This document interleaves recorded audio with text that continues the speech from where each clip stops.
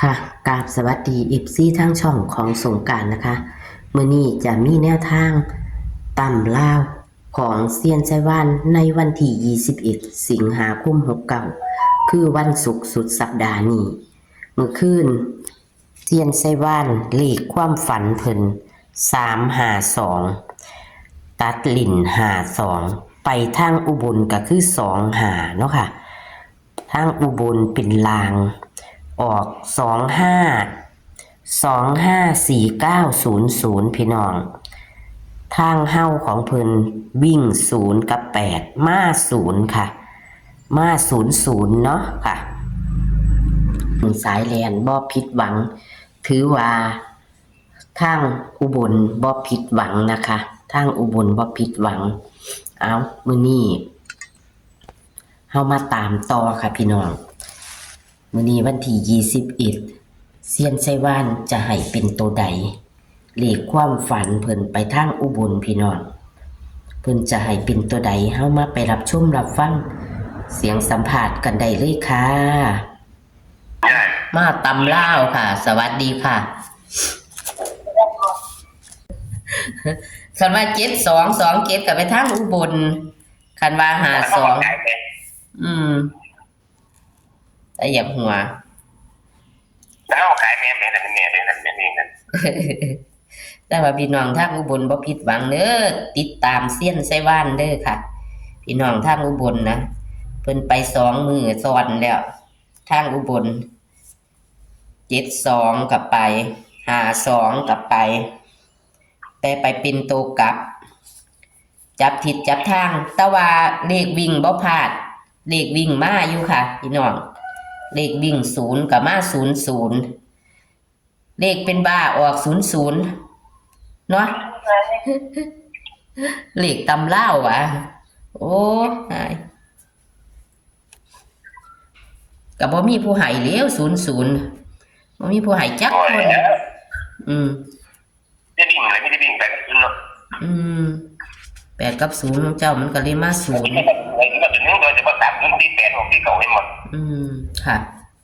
ไม่ที่8ถ้าจะตัดสินใจบอกเดี๋ยวมันดึงเถอะ48ก็ให้แต่ว่าขึ้นไป49โอ้เลย9บ่หนีอ้าววิ่งตัวใดค่ะตำลาว2ตัวเดียวฮะ2ตัวเดียวบ่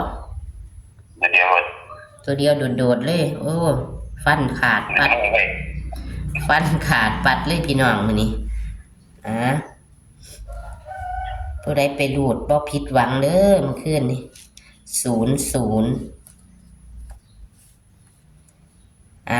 00จับคู่ค่ะ20ง่าย20 28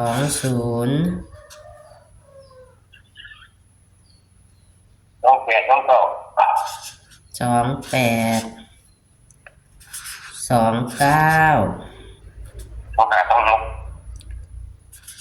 25 26มี3ตัวบ่มื้อนี้มี3ตัวที่สุดหายาก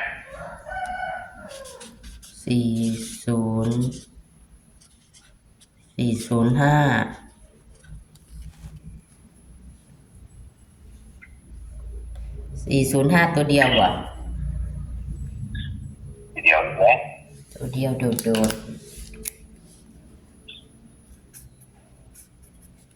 ่แย่ฉันนี่20ต้องหาแล้วเข้าไปต้องหาทั้งหมดว่าที่หาโดนมาค่ะ20 2แย่เพิ่มที่เยอะเพิ่ม41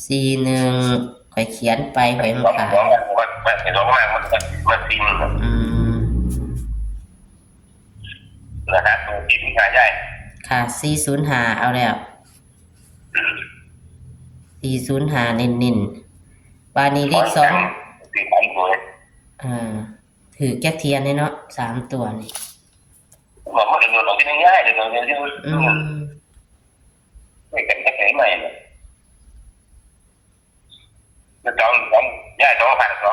สองนี่บ่พลาดแม่นว่ามื้อนี้จะพูดถึงอะไร พี่น้องสองบ่ แต่ พ ก็ ลา ไม่ ด ใจเย็นติดตัวได้ดูไปเลย รูดเลยแหล้วเนาะก็บอกเขาเจ้ารูดแล้วรูดก็บ่เสียหลายดอกตัวละ5 บาท ติดตัวติดตัวนึงมันเทียบเท่าไหร่มันที่8ก็เท่าไหร่ ค่ะแม่นผู้ใดสายวิ่งสายรูดเพิ่นบ่ย่านดอกแต่บัดนี้เลข2ตัวนี่เน้นตัวใดค่ะ20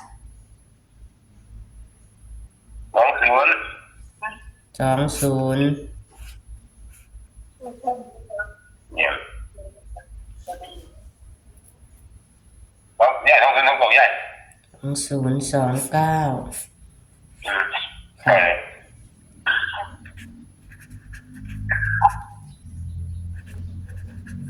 อะไรมาไปผมไปแกกูอยากจะลงชีวิตแล้วสองมันจะอยู่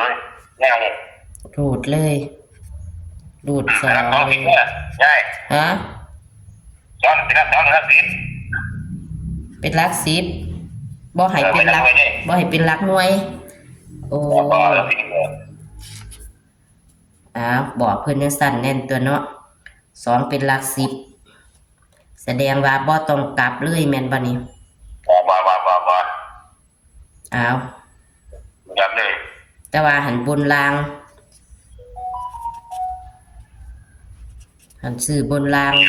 ค่ะค่ะก็จะขอบคุณเด้อค่ะบัดนี้ขอบคุณเซียนที่ให้แนวทางเด้อค่ะมื้อนี้ไปไสบ่ค่ะมื้อนี้ไปรับจ้างไสบ่กู้มันบ่มื้อนี้ขี่ไปได้หาเราบ้านด้วยขายติหาขายของติไอ้ของข้างมาซื้อเค้กไม่ดูกินด้วยไก่แล้วติมันเกิดนี่มันเกิดย่าโอ้ยค่ะเนาอวยพรให้สุขภาพแข็งแรงร่ำรวยครับหาไปดีใหญ่50เท่าฮะ55 ปีพอดีโอ้55 ปีค่ะโอ้ค่ะ55 ปีสิบ่ออกซะติล่ะมื้อนี้แม่เนี่ยคืออยู่แล้วใช่เกิดบ่ดีเกิดบ่ทันปีใหญ่ปีได้ออกที่11บ่โอ้ค่ะเนี่ยคือพี่น้องวันเกิดเพิ่นเด้อค่ะมื้อนี้วันเกิดของเซียนไซว่านอายุ55 ปีฮะใช่ก็พอดียังพอดีนี่มันยังพอดีนี่ซื้อเทิง55ได้56กะล่ะได้เอาง่ายเอาก่อนชื่อโลดตอนนี้ไม่เห็นได้เกิดมันพอดีมั้ยค่ะพอดีมันบอกไม่จะเกิดวันศุกร์หรือวันเสาร์แต่มื้อนี้ความแข็งได้บ่รู้ว่าวันศุกร์บ่แล้วกันก็ให้ร่ำให้รวยขอให้ถูกหวยลอตเตอรี่รางวัลที่1เด้อค่ะสวัสดีค่ะ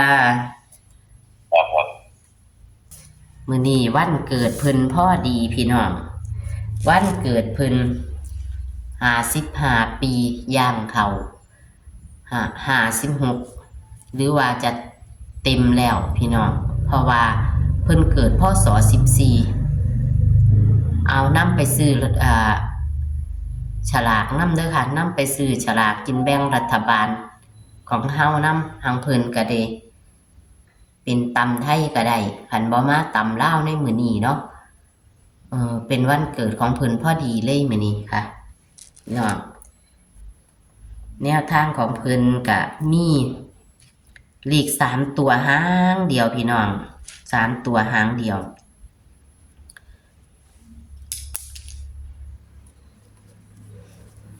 วิ่งเพิ่นให้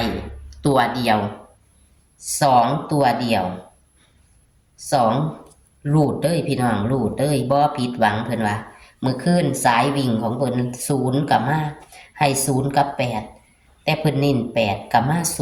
0มาตัวอยู่แล้วเพิ่นว่ามาตัวอยู่แล้วเพิ่นให้48ไปออก49พี่น้องให้5225ไปออกลางทางอุบลเนาะค่ะไปลางทางอุบลเซ้ยเลย352หมู่บ้านใน2772กลับไปทางอุบลแต่ว่าเลขวิ่งเพิ่นสายวิ่งสายแลนบ่ผิดหวัง ค่ะของเพิ่นมื้อนี้วันที่21เด้อค่ะ21วิ่ง2ตัวเดียวบนล่างแต่ว่า2สิบ่เป็นหลักหน่วยเพิ่นว่า2สิเป็นหลัก10เด้อพี่น้องบ่ต้องกลับเพิ่นว่าแต่ไปบนล่างได้20 28 29 25 26 41 405ตัวเดียวเลข3ตัวนะคะตัวเดียวเน้นๆคือ405พี่น้องตัดลิ้นเอาเด้อมันชอบจะออกเด็กก็ชอบไปทางอุบลนะคะพี่น้องทางอุบลก็ลองเบิ่งนะคะเน้นๆก็คือ2029นะคะตัวเน้นเพิ่นเลข2ตัวนะคะโชคหมานๆนะคะกับเซียนไส้ว่านนะคะวันที่21วันศุกร์สุดสัปดาห์ค่ะพี่น้องตะเกาบ่พลาดค่ะโชคหมานๆค่ะสวัสดีค่ะ